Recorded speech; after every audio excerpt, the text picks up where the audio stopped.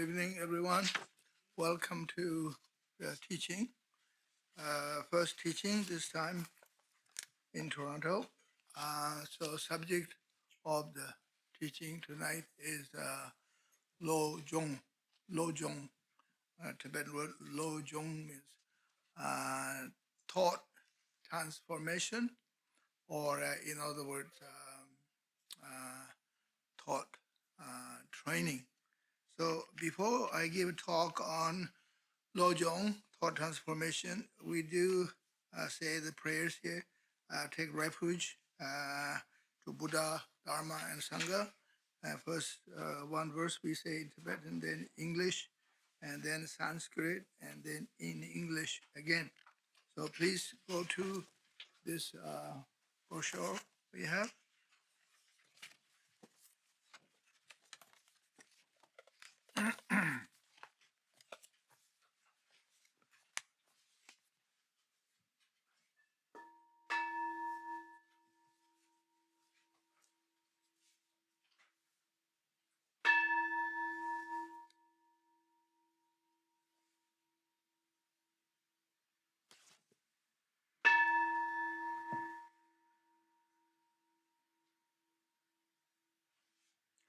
Sanje Chedan Soji Chonam La Chancho Bada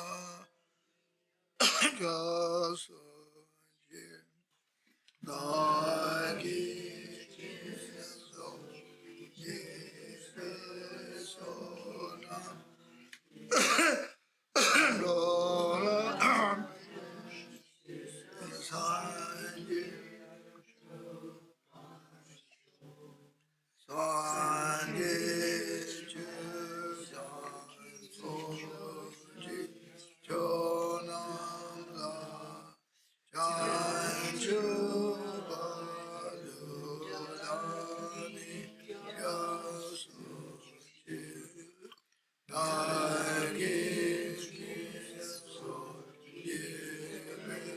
Sonam Dola Sanjendo Parasho Sanjecho Soji Chonamla Sancho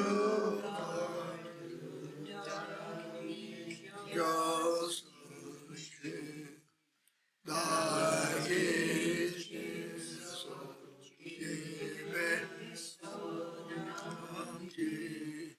Dola Sanjendo Parasho. I go for refuge until I am enlightened to the Buddha, Dharma, and spiritual community through the virtues merit that I produce, charged by giving patience, effort, concentration, wisdom, and I will cultivate the body, speech, mind of the Buddha to most effectively all beings. I go for refuge until I am awakened to the Buddha, Dharma, and spiritual community through virtues, merit that I produce, charged by giving ethics, patience, effort, concentration, wisdom. I will cultivate the body, speech, mind of Buddha to most creatively benefit all sentient beings.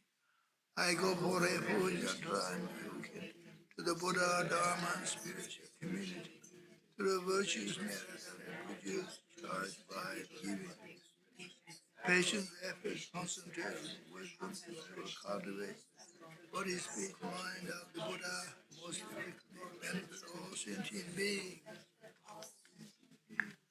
Namo Guru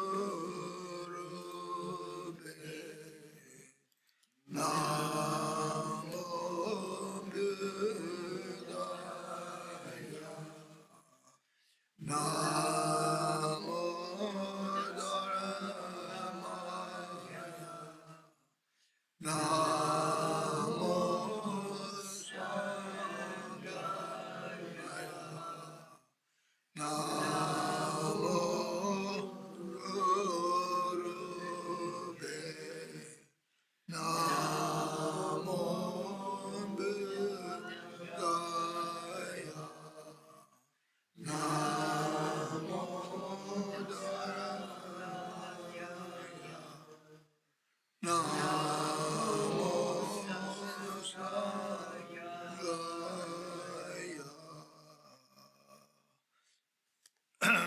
I take refuge in my teachers. Take refuge in the Buddha. I take refuge in Dharma. I take refuge in Sangha. I take refuge in my teachers. I take refuge in Buddha. I take refuge in Dharma. I take refuge in Sangha. I take refuge in my teachers. I take refuge in Buddha. I take refuge in Dharma. I take refuge in Sangha. May all beings have happiness its causes. May never have suffering nor causes. Constantly dwelling joy, thanksgiving, sorrow. Dwelling equal love for both free and power. May all beings have happiness its causes. Never have suffering nor its causes. Constantly dwelling joy, thanksgiving, sorrow. Dwelling equal love for both free and power. May all beings have happiness its causes. Never have suffering nor its causes. Constantly dwelling in joy, dwelling equal will near and far.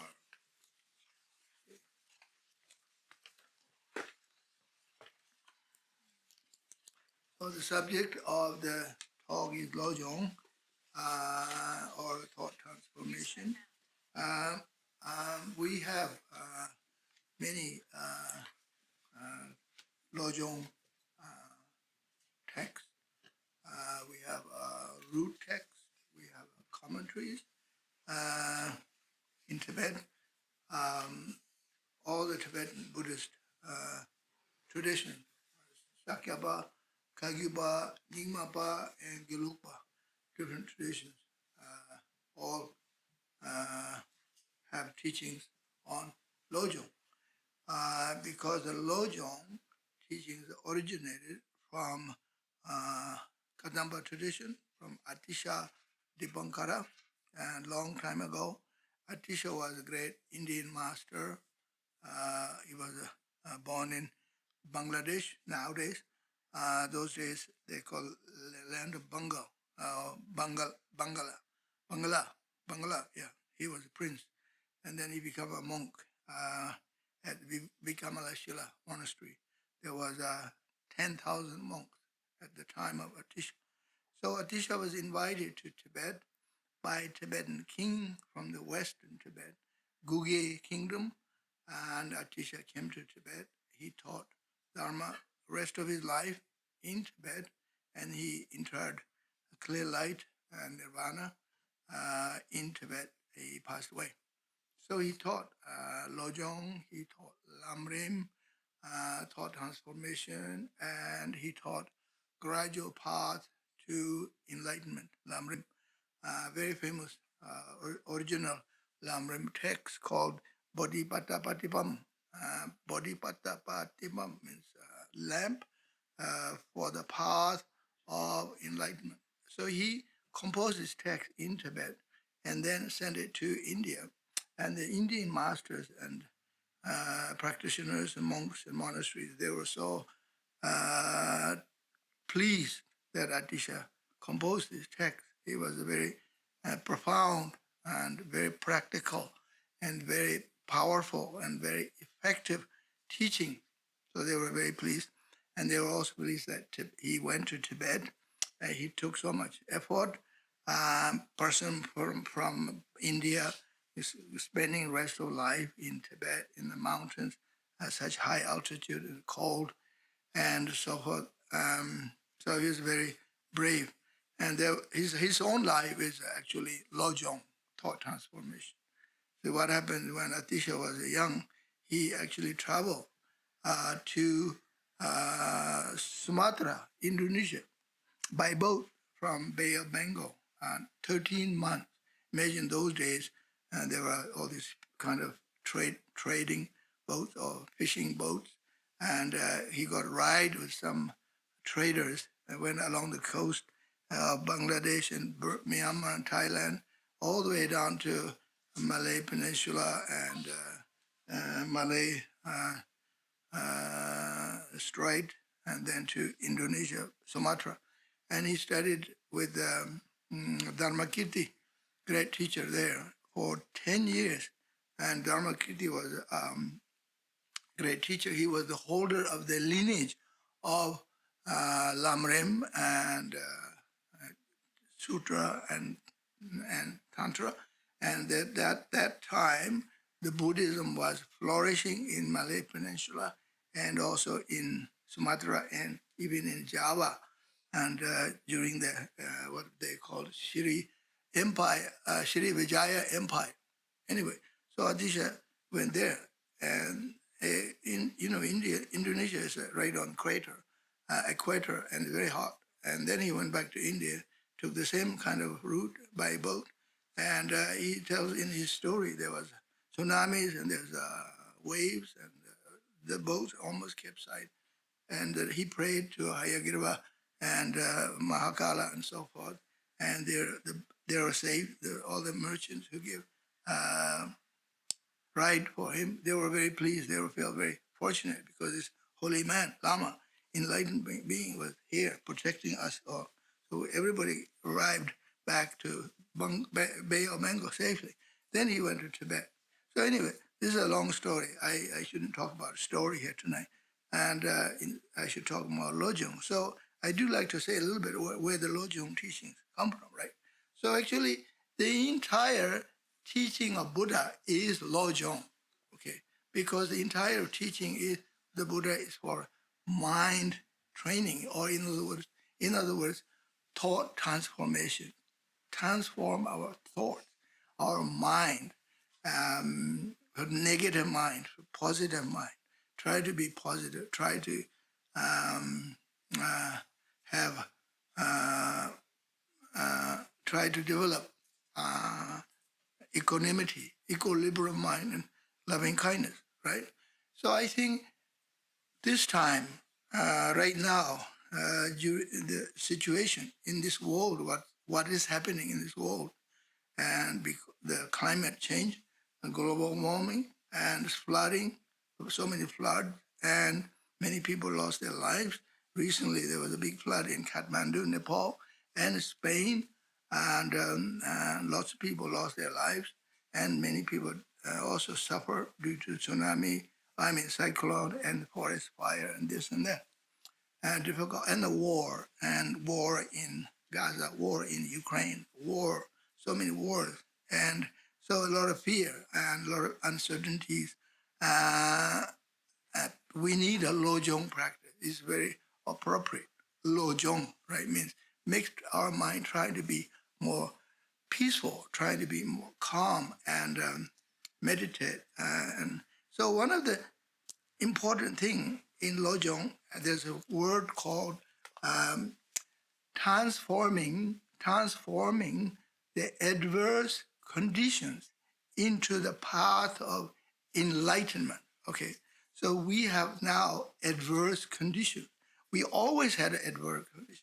Human life is always, the world always had adverse conditions. It's not a new thing, right? When you look at history, go back for hundreds of years, what happened in Europe, South America, North America, and Asia. There's so many wars, so much invasion, all kinds of calamities and disease. We don't even know because there was no, those days, there's no social media, right? Now we got all kinds of social media. We know what is going on right away, right? So those days we don't know what's up, but there are so many things happen. So this is human history. Always there's a suffering and misery and problems. This is why the Buddha taught Four Noble Truths. The very first teaching the Buddha gave after his enlightenment, um, after 46 days after his enlightenment in Bodh Gaya, then he walked up north, crossed the Ganges River. He arrived in Varanasi, Saranath, Rishipatna, and his former friends, companions, 5 monks, they requested him. They said, I think we can see that you are different. I think you're an enlightened one. Now you're enlightened. And then please teach us now. Turn the wheel of Dharma. So the very first teaching the Buddha gave us Four Noble Truths. Okay, so I think you all know about Four Noble Truths. And So, noble truth of suffering, that's the first one. Noble truth of cause of suffering, noble truth of cessation of suffering, noble truth of path to cessation of suffering. The very first teaching the Buddha gave suffering. Why suffering? Instead of saying happiness, I got good message for you. I got good news for you. I'm going to make everybody enlightened. And instead of saying all this beautiful, flowery kind of word, and like rainbows everywhere, and love, love, love, everything love and compassion. Instead of saying all these beautiful words, it's suffering, suffering, suffering. Okay, now you see why Buddha talked about suffering. See what's happening in the world, right? So I've been teaching Dharma in the West for 40 years, actually 45 years. And I first went to Australia. I was an interpreter, a translator. I was a young lama, young monk. And my English was not so good then, not that good, but still better than nothing, right? And because there was no social media, there was no encyclopedia online, and I had a couple of dictionaries, Tibetan English dictionaries, and English Tibetan dictionaries, a couple of them. They're like a Bible for me. I was holding them all the time. I almost go to bed with those dictionaries. And I've used so many times, they're all worn out and pages all falling apart. So my friend, my teacher, Geshe Thupten Wangyo, Geshe Thupten Loden, we sit down every night, 2 hours preparing and talk for tomorrow. I said, Geshe, what are you going to teach tomorrow? I have to prepare those words, Tibetan words, into English, right? So we worked very hard for 3 years and 6 days a week. 6 days a week, 3 years.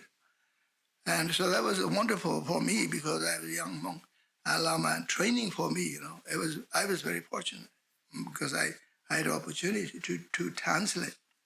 So I have been teaching since then, so that people ask me back in the 70s, and there was what we call the New Age people, so-called New Age people, right? Some of you probably don't even know who are these New Age people. And another word they call the hippies, okay, hippies, or New Age people. There's not many hippies now. We have saying now, you can't even afford to be hippie. To be a hippie, you have to have a big land, grow your food. You have to grow organic food, build your own house, this and that. You can't even afford to be hippie now. And that was kind of good old days, And Geshe and I went around, taught different hippie communities in Australia. And we met a couple, and here goes again, I'm telling stories. We met one couple, they said they only eat fruits, nothing else. They eat bananas and papayas and oranges, and that's it, nothing else. So Geshe said, you don't even eat rice? Why? You don't eat noodles? Why? You live in Australia, you got so many different foods, and you don't eat anything. This is worse than in third world country. Why? You don't eat them. Anyway, so I shouldn't tell the story now. So anyway, there was very interesting people, communities, right? But these people are very, very sincere, very, very interested in Dharma, Actually, those hippie people, New Age people, they're the one who introduced Dharma to the West, right? And after the Beatles went to India, and then all these people going to India and bringing Dharma to Thailand, Burma, and bringing Dharma, they brought it Dharma to the West. So we're very grateful to those people. And some of those old hippies, they're no longer hippies. They're actually yuppies now. And they inherit their money from their grandparents or baby boomers, whatever you want to call them, right? Anyway, there are a few still lingering, still alive. And so anyway, so when Geshe and I was teaching, people asked questions. Why did the Buddha taught suffering instead of happiness?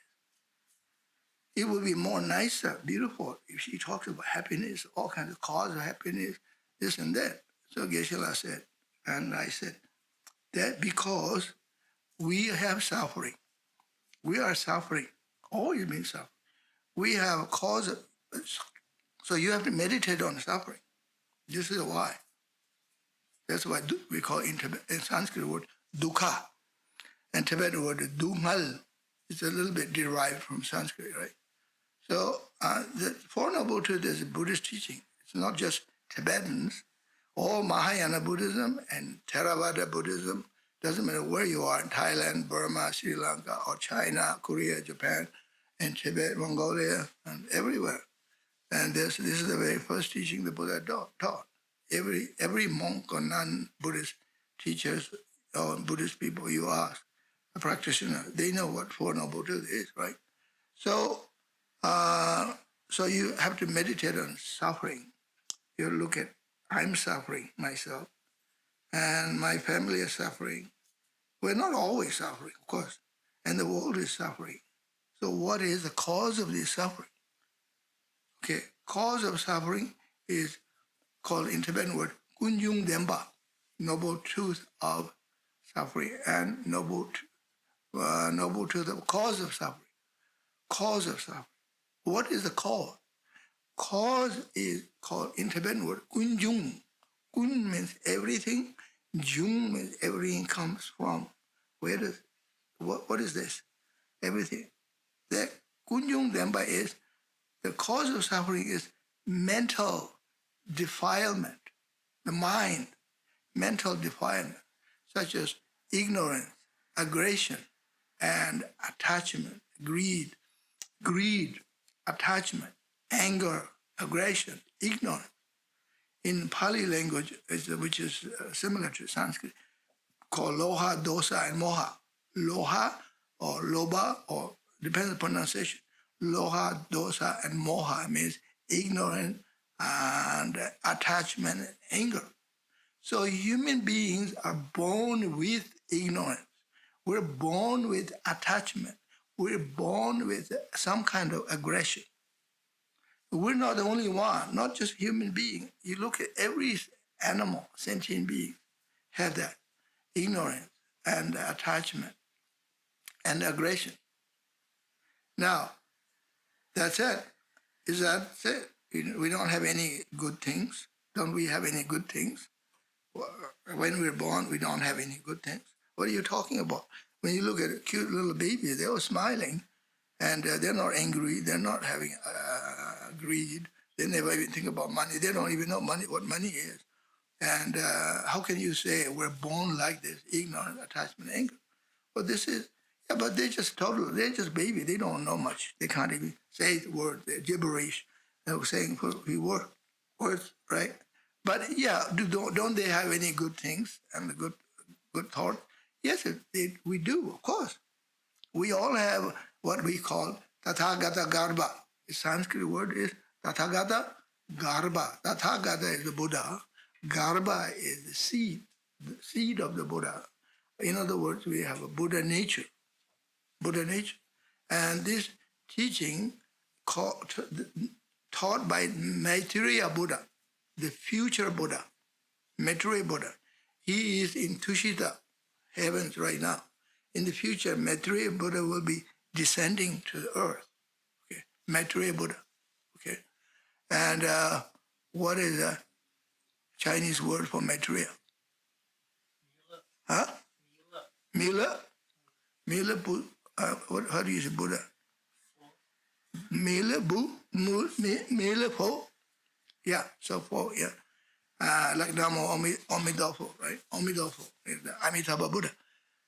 So Maitreya Buddha is not here. He's coming in future, descending earth. And Maitreya means actually in Tibetan word, Sanskrit word is Maitreya. And the English translation is a love. Love, okay. Tibetan word is Jalwa Champa. Champa means love. So this is a wonderful name. He is the Buddha of love. He's coming to the earth with the love. He's going to spray the love. He's going to save the world. he will save all of us. Okay, so not everything is bad. Not everything is bad. So Maitreya Buddha taught 5 different texts. Okay, what happened 900 years after Shakyamuni Buddha entered in Nirvana? There was a great Indian master called Asanga, Arya Asanga. He was born in Western India near Kashmir, but actually in Pakistan now. And Asanga meditated in a cave for 12 years. Okay, he prayed and prayed, meditated. He wanted to receive teachings from Maitreya. He wanted to see the Maitreya Buddha. 12 years. And then finally he met Maitreya Buddha. And then Maitreya Buddha said, let's go. And Asanga said, where are we going? We'll go to Tushita, Pure Land. Can I go with you? Yeah, I'll make you to go. So he gave some blessings, and suddenly he's got this power, like what we call the siddhi, right? Fast walking siddhi, disappearing siddhi, and all kinds of siddhi. Okay? Sanskrit word is siddhi. Because after sitting meditating for 12 years, right, you have to have some kind of siddhi, right? And so he got the siddhi. He traveled with Maitreya Buddha back to Tushita Pure Land. He actually disappeared from earth for 50 years. So Asanga spent 50 years in Tushita Pure Land, and he received all his teaching. Then he descended back, come back to the earth. Then he composed, he wrote down everything what he heard, learned from Maitreya Buddha. So one of the texts, there are 5 texts. One is called Mahayana Uttara Tantra, in Tibetan word we call Julama. So in this text, talks about the Buddha nature. This text is Mahayana Sutra. I'm sure it is translated in Korean and Chinese and Japanese and, in Tibetan, of course, we have. So you can read in Chinese, you can read in Japanese, or whatever, the languages. And now it's translated in European language, Italian and German and Spanish and so forth, and French and so on. So this text talks about Buddha nature, Tathagata Garbha. So it talks about every human being, not only human being, every creature has a Buddha nature. What is that? Which is that? What is the Buddha nature? The mind, your mind. Your mind is the Buddha nature. Your mind has the character of Buddha nature. And your mind is intrinsically, your mind is pure. Only temporarily you have loha, dosa, moha, those ignorance, attachment, and anger and so forth. They come and go. They're not always there. But true nature of your mind is pure as good. Everybody's mind is good. You can see that. This is why you look at little babies, they're smiling, right? Or you see something happen in the street, somebody fall down, somebody hurt, and something happened. People are random, you don't even think about. You jump and save this person. Doesn't matter who she is or he is, right? This is human nature. We do that everywhere, anywhere in the world. It's a natural thing. Okay, this is the sign of we have a Buddha nature. Also, animals do that too. You see, like usually tigers and leopards, they prey on deer and sheep and goats and so on, so on. But when they see a vulnerable little creature, a little baby, a lamb or a baby deer or something, even big lions just sit there. They don't just eat it right away because they know it's wrong. And you don't just do that, right? And they go after big animal like giraffes or elephant or something, right? And you see that on you can watch on nature show on YouTube. There's so many of them there. So we have this Buddha nature, the consciousness, our consciousness is the Buddha nature. And so I'm talking about going back to the Lojong, the mind, okay? So the mind is pure. Why I say the mind is pure? Because true nature of the mind is pure. When you look at the mind, you don't even see your mind. And because the mind, when you meditate on mind, the subject is mind. The object of meditation is also mind. There's no other. So when you meditate on mind, you can't find the mind. All you have is this thought in your head, saying, mind, mind, mind. I'm going to meditate on mind. I want to know the mind, right? I want to know the mind. So according Mahamudra teaching in Tibetan Buddhism and according Zen tradition or Chan, in Japan they call it Zen, in China used to call it Chan, right? And so there is a thing called pointing at the mind, okay? So in Tibetan tradition, sometimes the disciple goes to the guru, teacher, says, please show me my mind. Tell me my mind. Please, pointing at my mind. So then the teacher said, well, I will see if you're ready to see your mind. I don't think you're ready right now. You have to do more purification. Go back and do more prostrations and more offerings. Create more merit because your mind is not so clear right now. When your mind is more clear, ready, then I will point at your mind. I'll show you your mind. In Tibetan word is sem ti. Sem is mind. Ti means showing the mind or explaining your mind. Okay. So this is very profound subject. Okay. So the Buddha said in Prajnaparamita Sutra, Perfection of Wisdom Sutra, says, talk about the mind, the definition of mind, right? So what is mind? Okay. It says the true nature of the mind is clear light. And it says that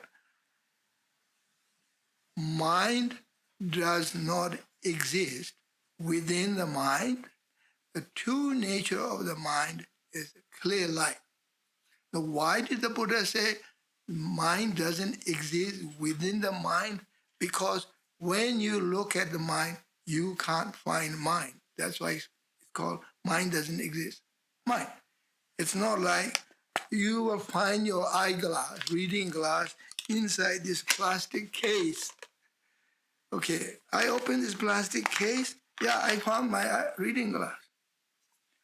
It's not like that, not so simple like that. You look at your mind, you can't find mind.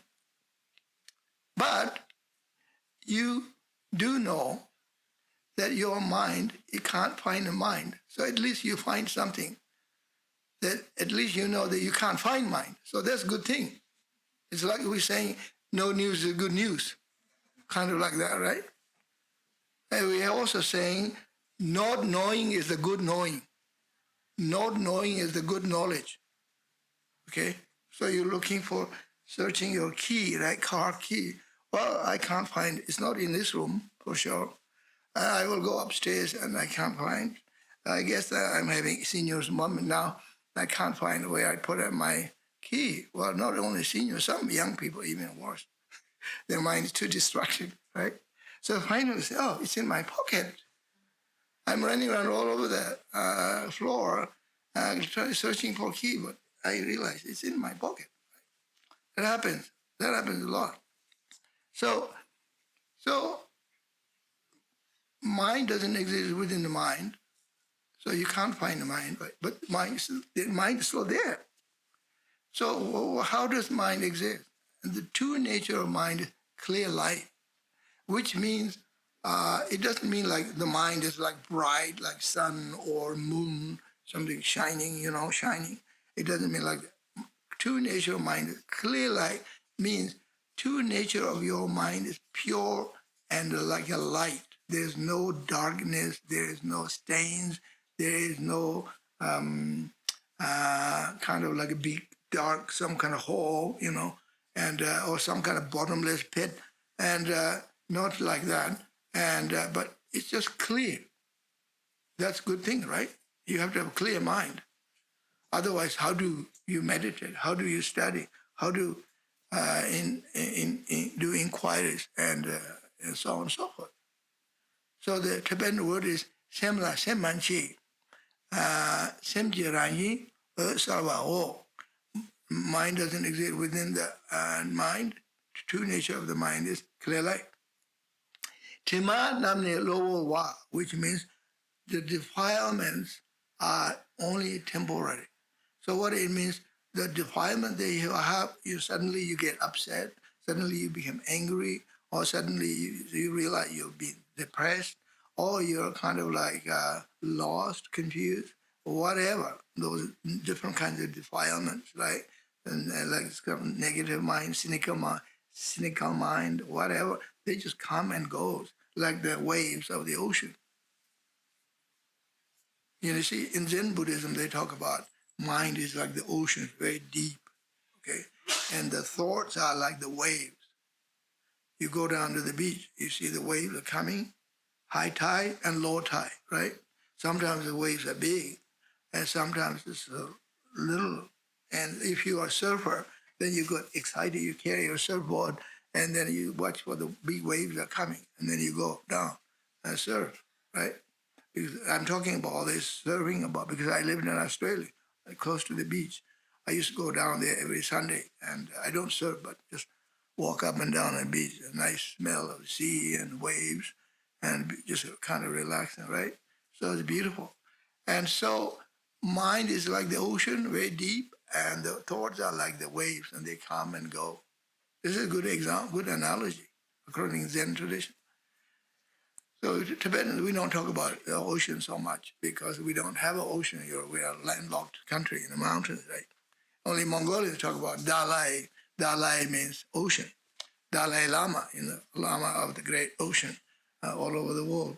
And so now I talked a little bit about the mind. Okay, let's talk about Lojong now. How do we train this mind? Okay, so I will go to the root text. So one of the texts of Lojong is called the 7-point thought transformation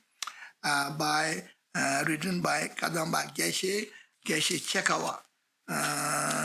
Chekawa, and he was one of the great teachers. There's another Kadamba Geshe called Geshe Langri Thangpa Dorje Singye. So Geshe Langri Thangpa Dorje Singye, Geshe Chekawa here.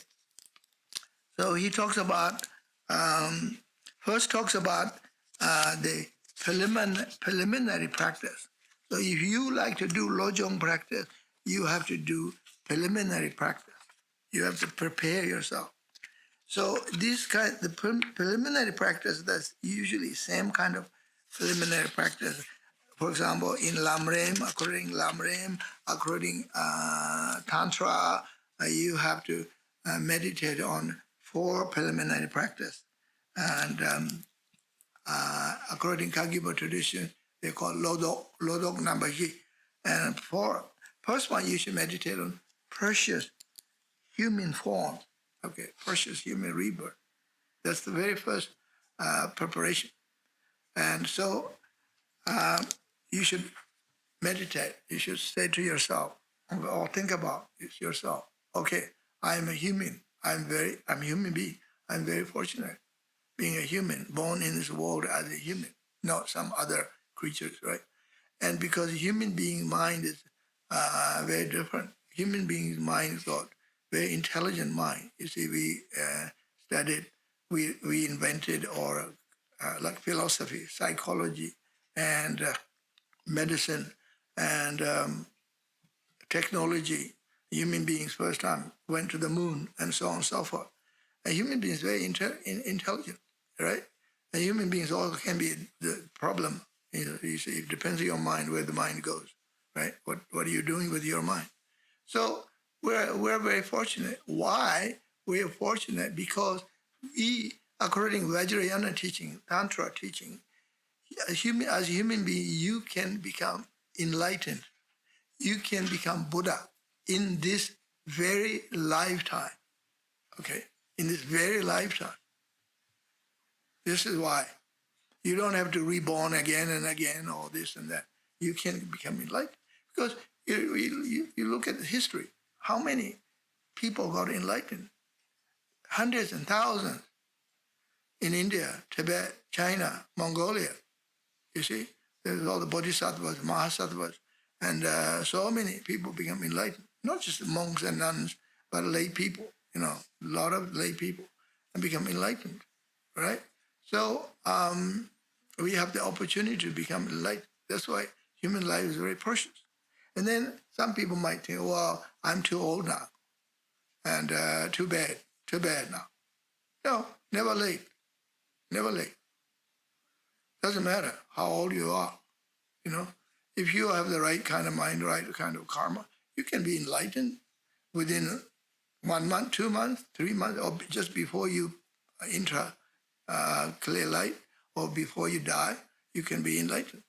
So then some people think, what's the use becoming enlightened? Then you die, right? Then you can't use this enlightened tool, right? You can't do anything. No, because according to Buddhism, we believe reincarnation, right? Reincarnation means you don't disappear. You come back. So whatever you learn, you practice, is all stored in your mental continuum. Mental continuum. Your mind is more basically two nature of the mind, the same mind. In this life, you are different. You have different, born in different family background, cultural, this and that, color of skin, and so on and so, and different kind of habit. But true nature of the mind is always same. You come back as whatever, different parents, a different land. Your mind is still same.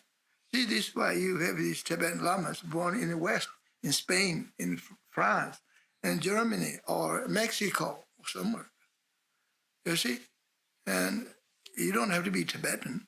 You don't have to be Chinese to become enlightened. You don't have to be Burmese. You can be born anywhere. And if you have the right kind of karma, right kind of mind, right? So,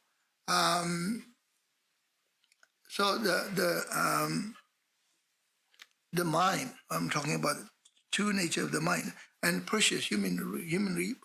That's why. So we're very fortunate, okay?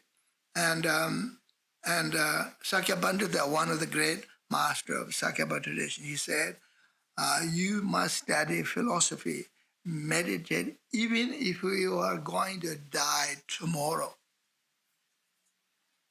So why? Well, because as I said, you're going to meditate continuously. You're meditating even after you leave this body. What we call in Tibetan word bardo. You heard about the word bardo, right? Life between death and birth. This is called bardo. During the bardo, you can meditate. In the bardo, there's a Tibetan book called Tibetan Book of the Dead, Bardo Todo, and Sogyal Rinpoche wrote a book called Tibetan Book of Living and Dying. That was a very famous book. And he talks about all these things about bardo, okay? And and the concept of bardo is not only Tibetan tradition, Mahayana tradition, Chinese, Japanese, and Korean. We do, after someone deceased, you do the prayers and pray for the deceased for 49 days. That's the same, common, right? 49 days. Because you could be in the bardo somewhere during that period. In Japanese tradition, they have what they call obon, right? You go pray for the dead, and obon. Anyway, so we're human beings. We're very fortunate. So first you meditate on precious human rebirth. Then meditate on what we call death and dying.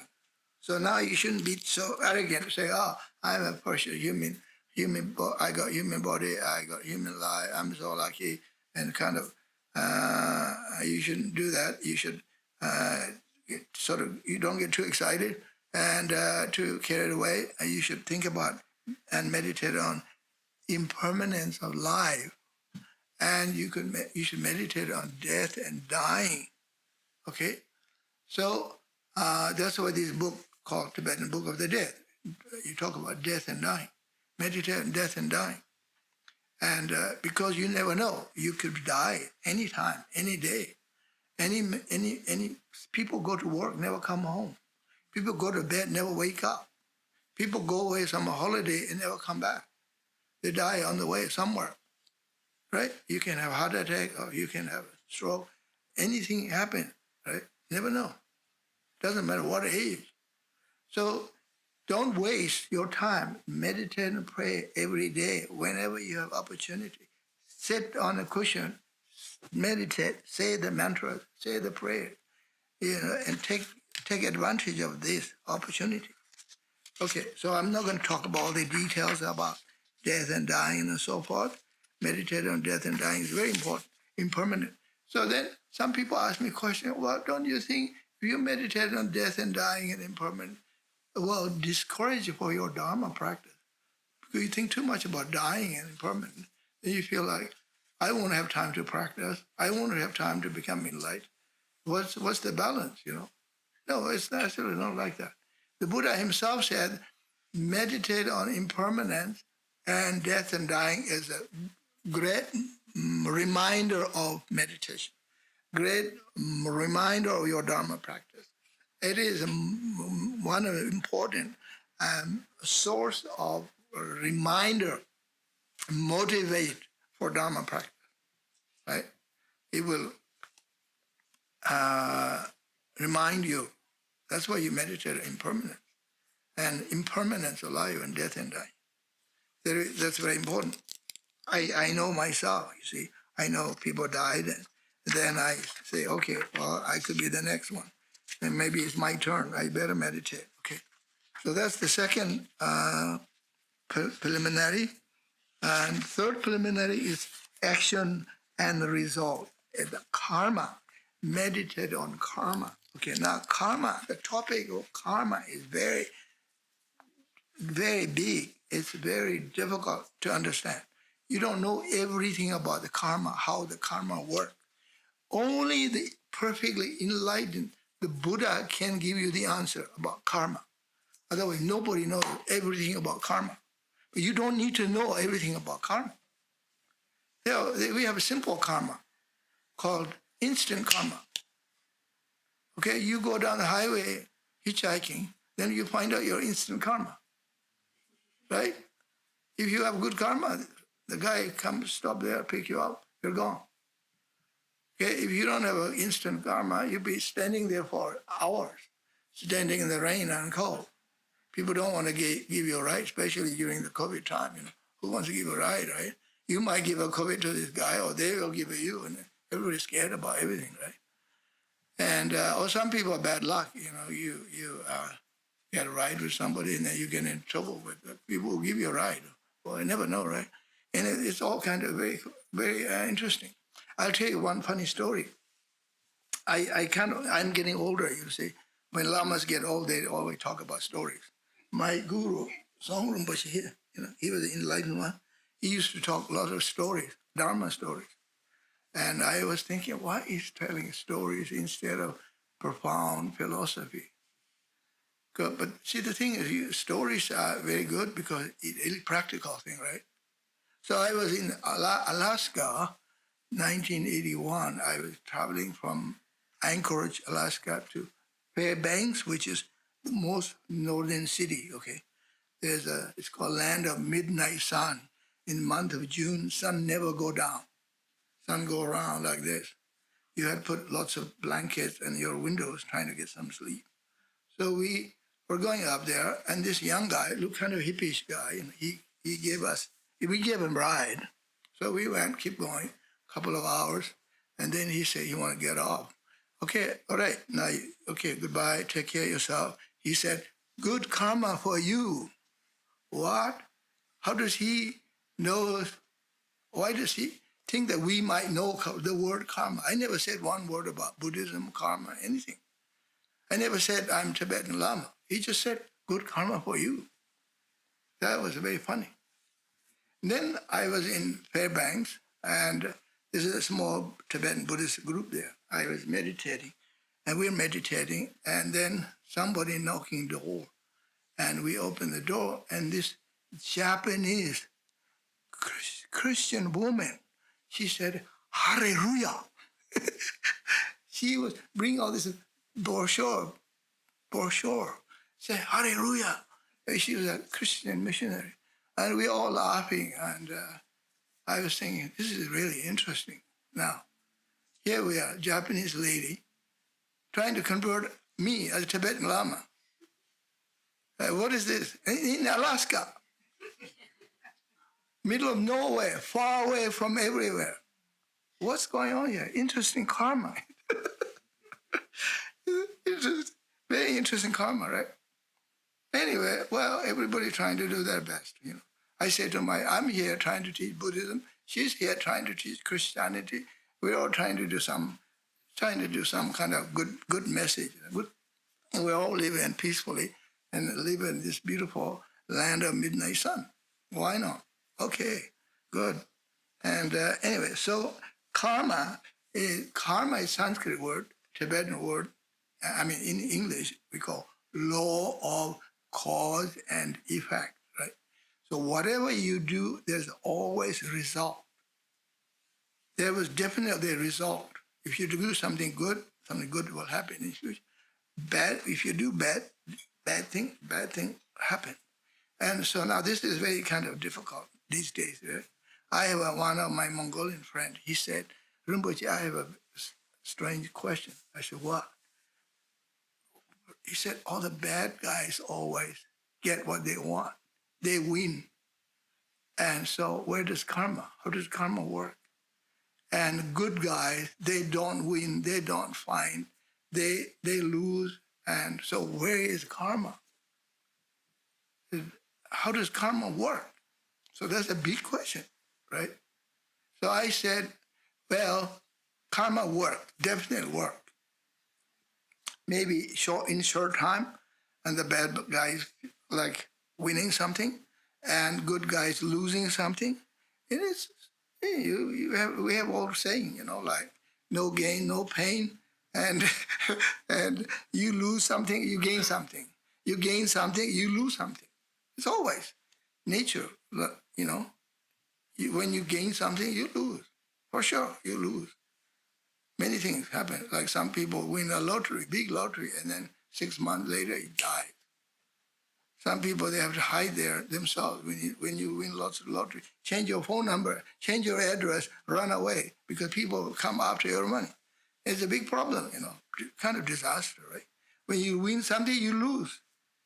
Okay, when you lose something, you win, because when you lose, then you feel, well, actually, I'm happy.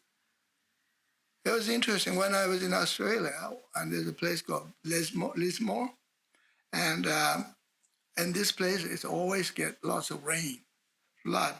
That's way back 30 years ago. So I was teaching weekend, and this Indian man came, and he did a weekend retreat, and his family called him saying, look, our store is gone. Our store is washed away by the flood. So, and we said to him, I'm sorry, your store is gone. He said, never mind, I never liked working in that store. I don't want that store. Now, maybe I get some money from the insurance. I do something else. Maybe go back to India. I see, that's good attitude, nice attitude, right? So you lost this whole store, and people say, oh, that's terrible, right? But his attitude is a little different. He said, never mind, I never liked working there. It's too much for me. I'm quite glad it's gone now. Right? So when you lose something, you gain something. That's life. This is a lojong. You have to train your mind like that. Trying to be positive. Right? Not end of the world. Not if something happened like this. This sort of thing is really important for us to meditate on it, to cultivate on it. This is also karma, right? Everything is karma. We have what we call instant karma, or we also call long-term karma. And you have to go through, sometimes to experience the result of karma, you have to go through many, many years, and then finally you see, wow, this is the result of my karma, right? What I did and what I didn't. And sometimes you don't know until next life. That would be difficult one, right? That's karma. So here, again, meditate on karma. Okay, so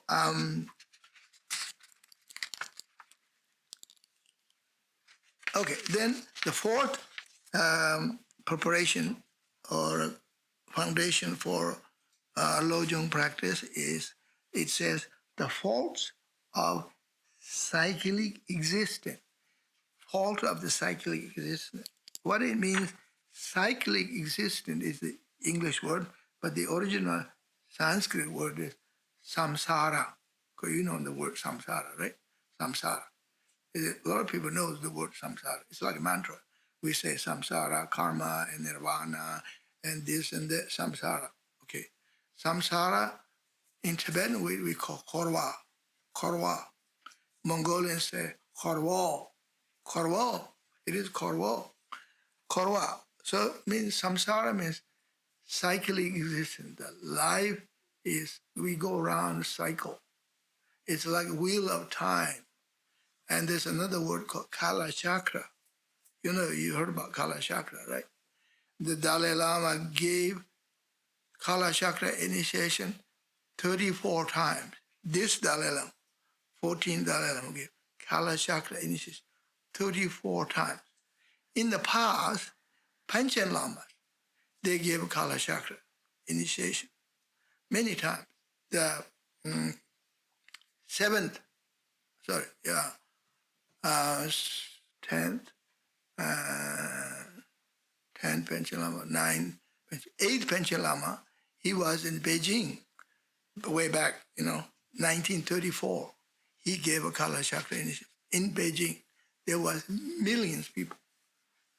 Chinese, of course, majority of people are Chinese, and lots of Mongols come down from Nai Mongol, and Tibetans walk to Beijing, riding camel, riding horses. Can you imagine?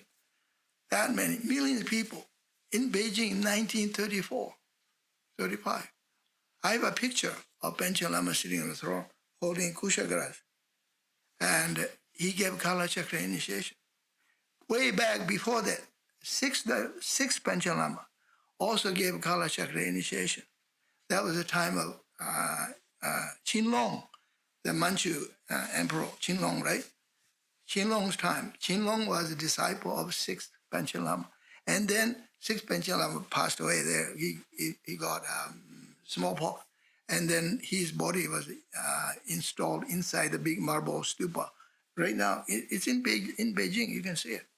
And so there's in the past, Dalai Lama, the Panchen Lama, they gave Kala Chakra initiation. So why Kala Chakra initiation? Kala Chakra means wheel of time. So everything is turning, okay? Like zodiac calendar, every 12 years going around a cycle. Every 60 years going around, repeating. Every 60 years, things are repeating more or less. Same thing happens. When I was a little kid, my family, parents' house, or some of the Tibetan people, their home, they have all the Tibetan calendars. It's a big book. It's not just like the Western calendar, 12 pictures, right? 12, 13. Big book. They put it on the rope along the wall. I said, why they're keeping those old calendars? Then my grandmother said, after 60 years, you read the calendar of whatever, 1959. After 60 years, same things happened in the world, especially climate, rain, and climate, and repeat. That's why they keep it. And they just want to know what is happening, how accurate it is, or whatever, right? Not because they can't afford to buy new calendar. And it's just for interest, right? This happens. I'm sure that happens in old calendars, So anyway, we have saying history repeats itself, right? So Kala Chakra is like wheel of time. It's so many things happening all the time. So like that's like samsara is our life. We're born, and then we get adult, then we get old, then we die, then we go through the birth, then we reborn again, going around and around in this world. We call samsara, wheel of life. Okay, so and this is a meditation we do about samsara. Okay, meditate samsara. So why do we meditate on samsara? Because it goes around all the time. You really want to go round and round again. Aren't you tired of this samsara? Yes, I'm definitely tired. I say some lamas, Rinpoche, they said, reincarnation sucks. I don't want to come back here, do the same thing. I want to go to Dewa Chain, Sukhavati, Amitabha Buddha's Pure Land, or Kichara Pure Land, Vajrayogini, or Tushita Pure Land, or Lama Tsongkhapa, somewhere, far away, I don't like this samsara, And you see, but we have bodhisattva vow. We took vow. We have saying, though the sentient beings are numberless, I vow to save them. Right? And we have a vow, so you have to come back. If you are enlightened, you don't suffer. You're not going to suffer. You might suffer physically. You might get some cold or pneumonia or whatever, some malaria bite or dengue fevers or whatever. You might suffer something. But it's why, if you're worried about that, then you're not going to be a good lama. Anyway, so you can't be a good teacher, you see. And so the idea is that you don't want to be in samsara. You want to reach nirvana, especially according to Theravadan Buddhist tradition. They talk about reaching the eternal bliss of nirvana. Eternally, you have bliss. You're blissed out. You're in the state of nirvana. There's no more suffering, no cycle. Okay? But in Mahayana idea is, no, you don't just bliss out in nirvana. Otherwise, what about all the other sentient beings? You don't do that. You have to come back to the world as a bodhisattva. Means bodhisattva means like in Christian tradition called saint, right? Saint is like you don't have sense of me. You don't think about yourself always. You're serving for the world community. Saint, right? Like somebody like Mother Teresa and so on. So saint. Anyway, so these are the four meditation of four foundations. Then you meditate on the Lojong. Okay. So one of the word here in the 7-point thought transformation says that consider all phenomena as like a dream. Okay. So this is a very interesting meditation. You should meditate again. All phenomena, everything is like a dream, and it is like a dream. You see, Buddha said life is like a dream. Sometimes a dream is more like a real. Life is fake. Life is illusion. See, I have many dreams in my life, all my life, so many dreams. I write down sometimes, a lot of times. And a lot of my dreams I feel they're like kind of like real. And they are like, when I say real, they're like a prediction, telling about future. I write down. Before I came to Canada, I was in Australia, right? I had a dream about Canada, and I never been here. And I was in a place called Thunder Bay, Ontario. Anybody been to Thunder Bay? Yes, you live in Thunder Bay. I was there, and I walked into this place. There was a native woman, Ojibwe woman with the hair braided, and she was working in Fort Arthur. And I saw this big mountain, small mountain with a tabletop. I walk up, and it says, this place is Thunder Bay. I don't even know where Thunder Bay is. I thought, well, it must be North America, because this woman looks like a Ojibwe Indian woman, right? I was looking at the map, and finally I found Thunder Bay. And then 1981, I came to Thunder Bay, and I saw the place. I went to Port Arthur. That same woman there, she's still working, making some basket from cedar barks or whatever. Wow. This is my dream. I see it now. This is about a year and a half afterwards. Wow. See? So this is dream, but sometimes dream is more like real, right? There are many things like that. And my grandfather was in Kathmandu. I was in Australia.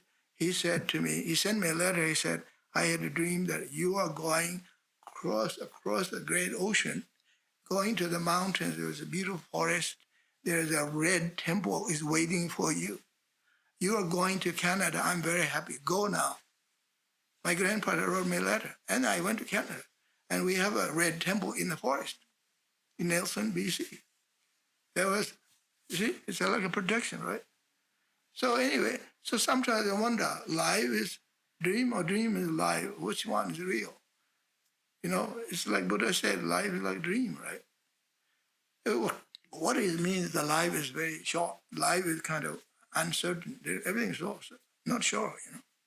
So he says you should meditate on, consider all phenomena a dream. And now I talked about a lot about impermanent, death, samsara, dream, all these kind of things. And I don't want you to sort of think, oh, I don't know now. What do I do now? And Rinpoche is telling me all night all this stuff. Kind of, I'm a little bit lost now. What's the point? And what do I do? What do I meditate on? Okay, so now I'll tell you what to meditate on. Okay, and Geshe Chekawa said, examine the nature of unborn awareness. Unborn awareness.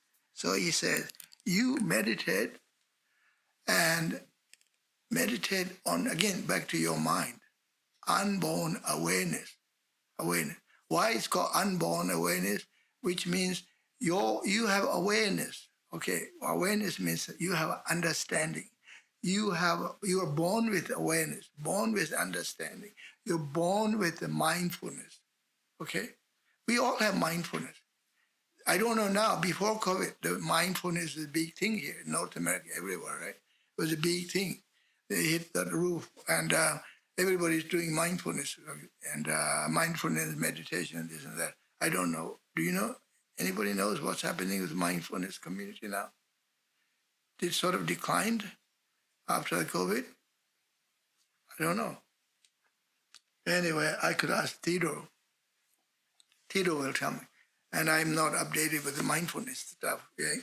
And it was a big thing. And anyway, so there was people talk about mindfulness. How to practice mindfulness when you drive through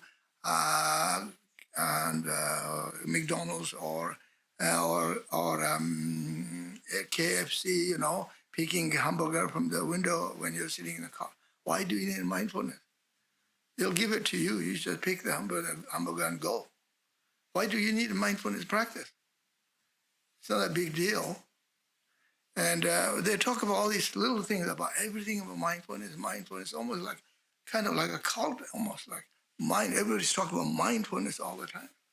And but actually, it's good because we need to practice mindfulness, right? Mindfulness, awareness. But point is here, we do have mindfulness. We're born with mindfulness. We're born with awareness. And the Tibetan word is Tempa Muba Thing in Shira. There was 4 things. Tempa means memory, Muba means intention, Thing in means concentration, Tempa Muba Thing in and mindfulness, Shira, wisdom. We're born with all that. So examine and examine the nature of unborn. So you should meditate, do analytical meditation on nature of your mind. So this is another thing.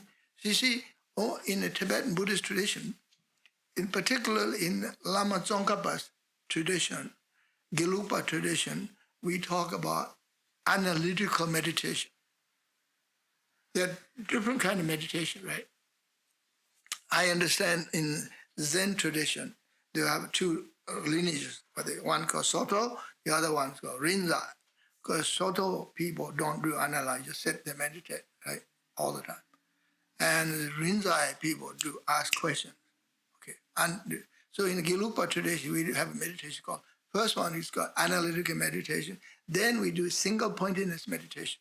First you analyze what is mind, what is the awareness, analyze.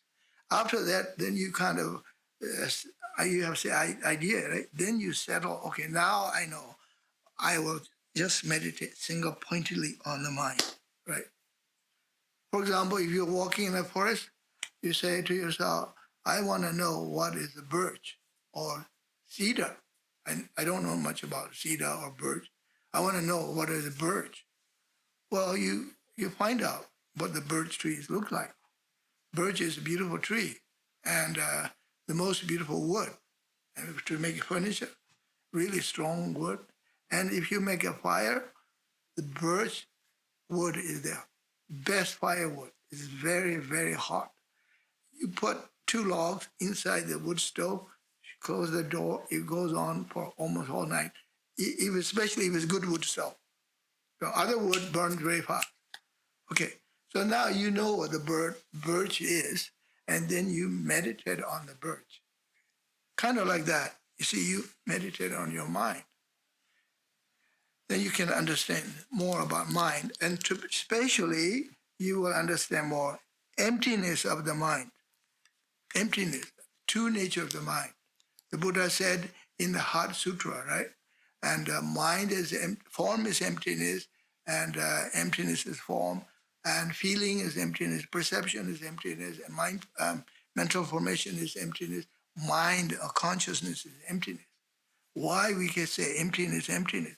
Well, it doesn't mean nothingness. It doesn't mean you don't have mind, you don't have form. But what it means, your mind is not inherently existing. Your mind is not inherently bad. Your mind is not inherently good because it's always changing. That's why it's called emptiness or voidness. Okay, and so this is Lojong. Okay, let me see now. It's okay. I think then I say one word here. Then I will stop. We do some. We'll have a little bit of time for question and answer, and then we meditate. Remedy itself is released in its own place. The remedy itself is released in its own place. So this is a very important word.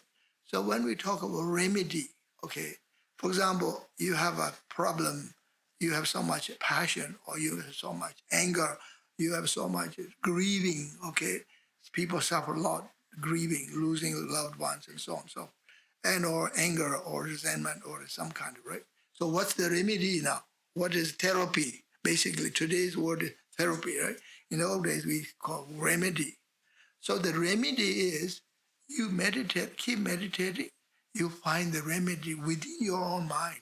You'll find the answer. You don't have to go somewhere. If you want to go to a counselor or psychologist, fine, go out. But otherwise, you meditate, you find the answer. You know your mind better than anybody else. You have to know yourself. Remedy itself is released in its own place. Means you find the remedy. You find out now, I can see now why I have been grieving. I know grieving now. I don't like grieving. I feel like I need to grieve because I want to show my support and sympathy for the loved one who passed away. I feel that I have to grieve, right? But then at some point, I have to stop grieving because if I grieve too much, my loved one will be very unhappy. Then he can't go and live himself or freely in the heavens or even. I'm holding him down, bringing down. You left me, how come? You died and I'm here alone now. I'm widow or I'm a widow or whatever, right? I'm an orphan. How come you do that to me? This is like kind of blaming, right? Does that help you? No.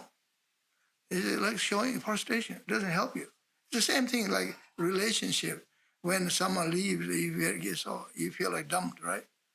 And the person who leaves feel guilty. So there's no winning, right? And it's always grieving and anger. It's anger and grief. So you have to let it go at some point. Otherwise, you're torturing yourself. There was a beautiful story I will tell you. There's one of the Indian Mahasiddha. His name was Kuku Reba. Kuku means dog. Reba, the man who loves the dog so much. Well, we got lots of dogs here. lots of people, dogs in Canada, in Vancouver, especially in Vancouver, and Toronto. I see Vancouver is more and more and more. There was several 100,000 dogs in the city of Vancouver. So many dogs. Well, I think people love dogs, right? Cat, because they're dog is man's best friend, as we say. So this Mahasiddha, he lived in a bank of Ganges River. He had so many dogs. The dogs loved him. And then he got very old. He died. Okay, he died. He went to heaven or Pure Land, right? And he was kind of free now. I don't have anybody, no friends, no students, no disciples, no dogs. I'm free now. I'm in heaven, right? Phew, finally, I can relax now. And then he looked down to the earth and he saw his dogs. They're so unhappy. They're lost.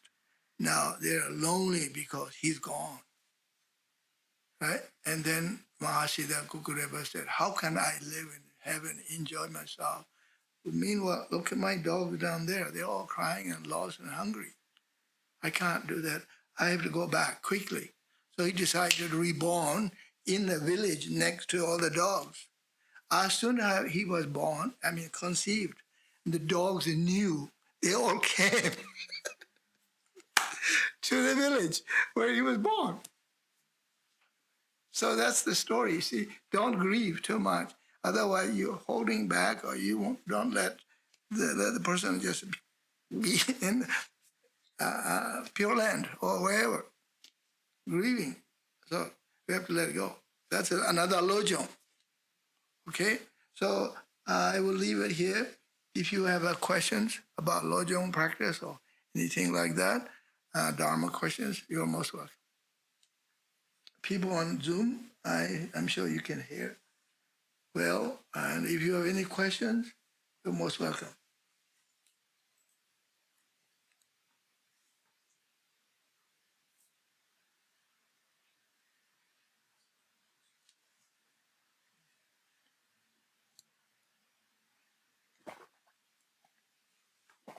Yes, Sarah, welcome.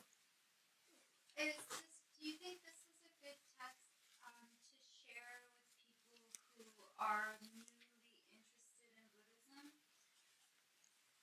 Buddhism? Like Lojong practice? Mm-hmm. Oh, yeah, sure. Well, you see, what I'm talking tonight is the basic Buddha Dharma, basic Buddhist teaching, basic philosophy, is the basic psychology. It's very simple. I'm talking very in simple terms. Yeah, I think people understand that. I think it was good for everybody.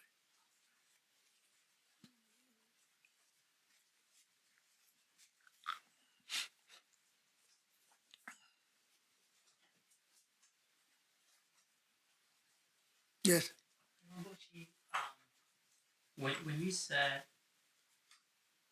bad people sometimes win Right. and they have their karma, Right.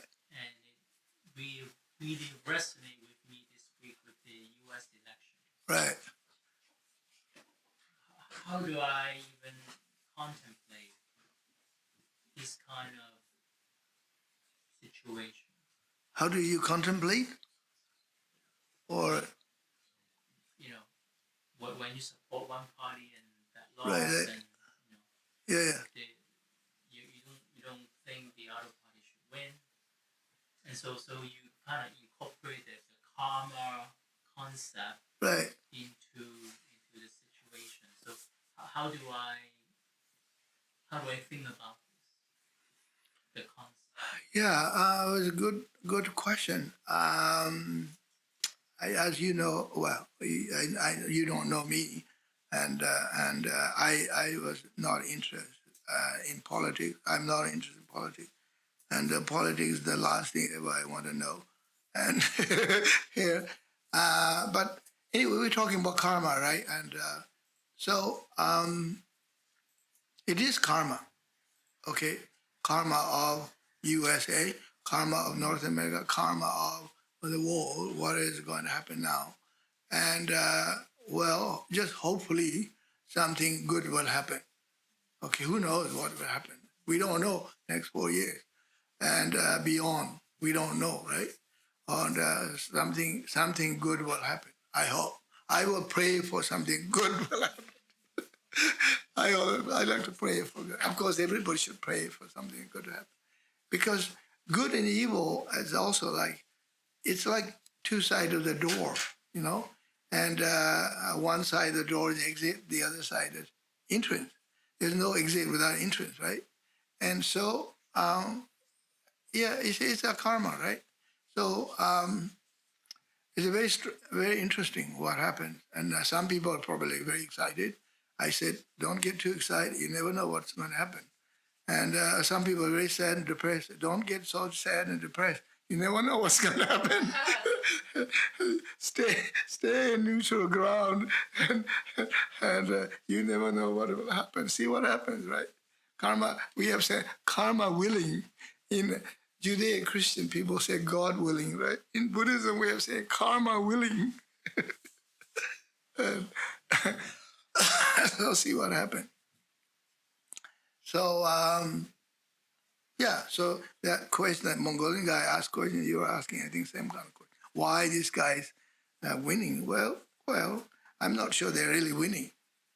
I know from karmic point of view, you're not winning. Nobody wins, and not winning.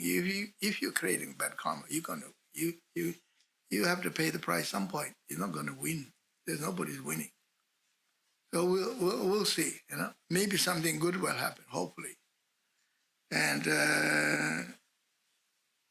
Sometimes karma force people, right? And like, for example, you see, I myself, I'm here in North America, Canada, you know. I love Canada. I feel very fortunate. And I feel very lucky being end up in Canada, you know. And I've been teaching Dharma for 40 years, 45 years. So I think about like myself, actually, if there was no communism invasion or communism in China, or in Tibet, I wouldn't leave Tibet. I won't be here, right? So because of communism, many great lamas, they left to India or somewhere else. They went around and spread the Dharma. And that's because of communism. Well, not because communists want to do that, but side effect or whatever, and whatever, you know. Yeah, interesting how it works, you see. Mysterious how it works. Now Dharma is coming back to Russia, Mongolia, back to China, and there are so many people in China, hundreds, millions, Buddhists. It's wonderful. Well, you've been to China, Stephen, you know, like it's a wonderful. Dharma is going around, and the Buddha himself actually said that nobody can destroy Buddhism. There's no enemy outside. And he said the only enemy is within. And he gave an example. The lion is the powerful animal. Nobody kill the lion. The only thing will kill him is the parasite inside his body. Kill the lion. So, but he means that the bad Buddhists will destroy Buddhism. And the bad teachers or bad Sangha or bad practitioner will destroy Buddhism. Outside, non-Buddhists cannot destroy Buddhism.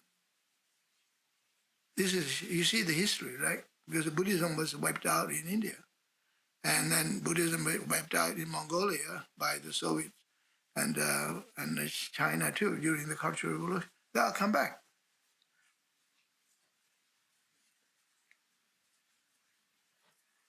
Hi, Rinpoche, can you hear me? Sorry? Can you hear me? Who's it? Sorry? Is someone online? Oh, Yudi. Okay. All right, Yudi. Can you hear me? Yes, I can hear very clearly.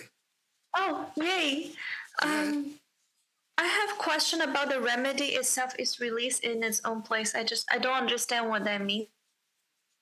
Using power of the mental affliction. Remedy. So you're asking question about this word, the remedy itself will release in its own place? Yes. What does that mean? Well, I already said. Didn't you hear what I said? I heard. You mentioned the Mahasiddha went back to the dogs. No, I'm not talking about the Mahasiddha. I'm talking about consciousness. Remedy itself will be released in itself. When you meditate on emptiness of the mind, shunyata of the mind, and then that realization will give you insight, understanding about true nature of the mind and the emptiness of the mind. So then your mind will be free. There will be no inherent existent delusions. Okay? It says here, O Shariputra, the Buddha said, O Shariputra, from here is emptiness, and emptiness indeed is form.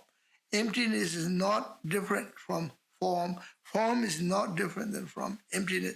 What is form? What is emptiness? What is emptiness? That is form. The same applies of feeling, recognition, karmic formation, and consciousness, so on and so forth. So basically, the Buddha was saying that if you meditate on emptiness of mind, consciousness, emptiness of form, this is a Lojong, training your mind and meditating on emptiness, then all the defilements will be released. You realize this, that even the defilements are emptiness as well.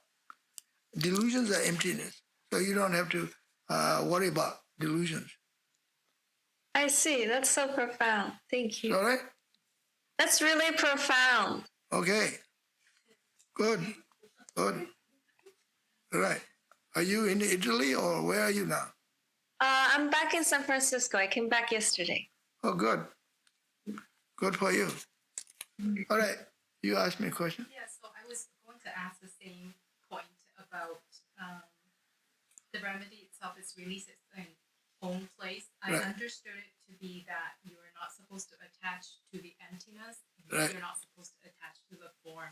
Right. Some kind of a middle path. Yes. Is that a correct understanding? Right. And you shouldn't attach to emptiness either, because emptiness itself, there's a one called emptiness of emptiness. You shouldn't think, oh, emptiness is going to save me, emptiness is wonderful. Yeah? One of famous teacher called Geshe, he said, emptiness is not a holy thing. It's just the nature of phenomena. Emptiness is not a Buddha. Emptiness is not a God. It's just the nature of the phenomena, right? And he said, emptiness, nobody invented emptiness. And emptiness was always there. Even the Buddha descended down earth. Yes. It's coming back to condition arising.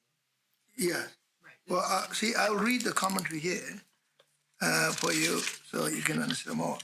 Remedy itself is released in its own place after meditating for some time on outer phenomena and also on the consciousness that is meditating. We should attain an insight into emptiness. However, with its limited insight, another wrong concept leading to difficulty will arise because you're confused, still not clear your mind. Because of emptiness itself will then appear to be independently exist. So again, you should not attach to and this emptiness. It feels like very powerful, right? And you have to meditate on emptiness is also emptiness. At such a time, we should meditate on emptiness itself in the same way. And emptiness does not exist by itself because it is completely dependent on its base. For example, when you say emptiness of glass or water, so that emptiness of glass water doesn't exist without the glass of water. So you can't have emptiness of glass water without glass of water. So therefore, the emptiness of glass water is not just thought or idea, and it's not nothingness. The emptiness of the glass and the emptiness of glass water and glass water are interdependent. Okay? So without the base of emptiness, there can be no emptiness. For example, this page or any other phenomena is known as the base of emptiness. And since the base or this page is not dependent, not dependently self-exist.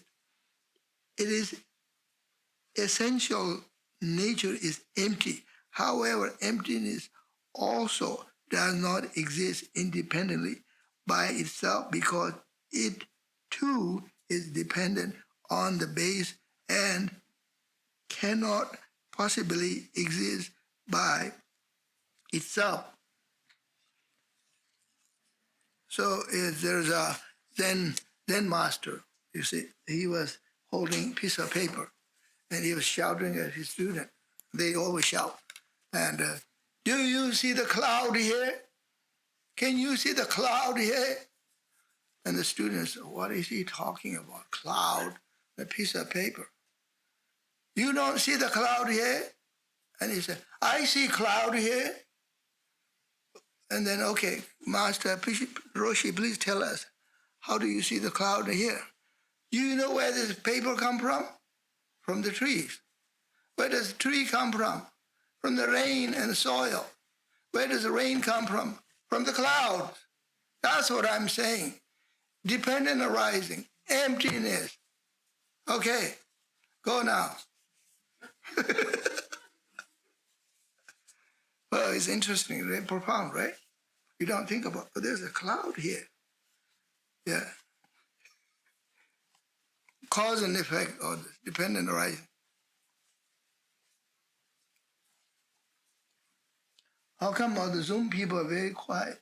I think you got the realization of emptiness.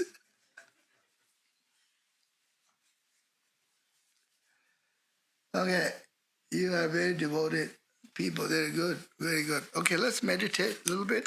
Maybe let's see, meditate for 5 minutes. Okay, and then we're done for tonight. Okay, so this time I would like to ask you to sit and meditate on breath. Okay, breath, mindfulness of breathing. And so you breathe in, breathe out. You focus your mind inside the nostril, breathe in and out. And the mindfulness of breathing itself is also a very good Lojong practice. So we are breathing all the time. We breathe since we were born until the last minute, last day, last minute of our life. We breathe in and out all the time. If we can't breathe, then we can't meditate. We're not here. So the breathing is very important, right? And breathing is sign of life, sign of good health, and that's why we meditate. And so when you meditate, practice mindfulness breathing, it helps you relax your body, relax your mind, and release your any kind of stress and whatever confusion in the mind, whatever. It's all will be purified by cultivating in mindfulness breath. And there's a Burmese master called Nayunyan Sayadaw. He said he obtained arahut just meditating on breath. There's a book called The Enlightened Masters, written by Jack Monfield, and this talks about this master, Nayunyan Sayadaw. And he said, I meditated on mindfulness breath for years and years. Finally, he obtained arahut, basically close to nirvana. So anyway, let's meditate on breathing, mindfulness. Breathe in and out. As you breathe in, you feel your abdomen is rising. As you breathe out, your abdomen is falling. Feel this rising and falling sensations. And this is a lojong and purifying our mind and transcending our mind and also other elements and consciousness.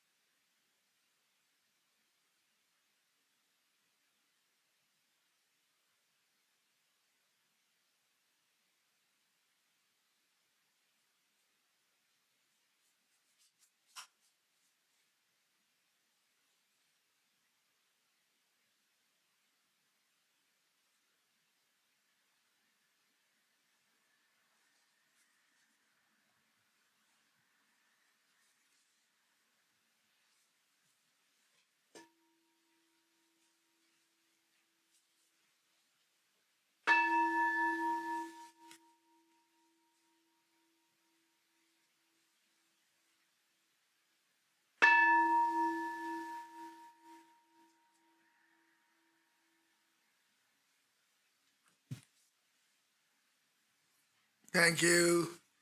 Thank you very much. Thank you, everyone on Zoom. So the program, next teachings are on website, Gaden Choling website. Please look at website. You will see the program. Thank you.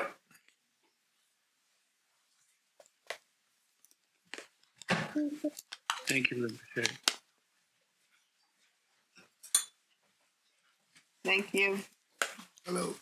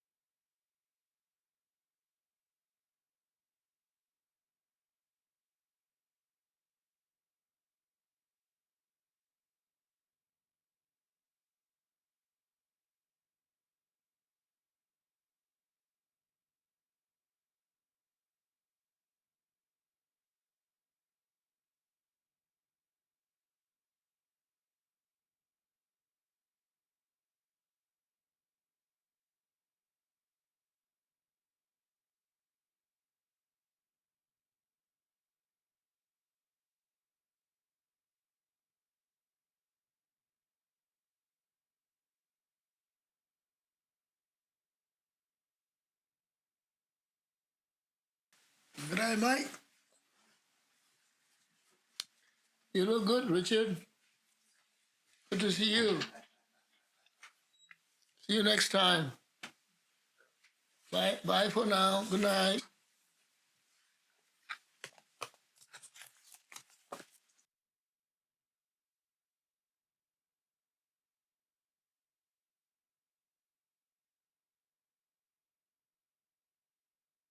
All right.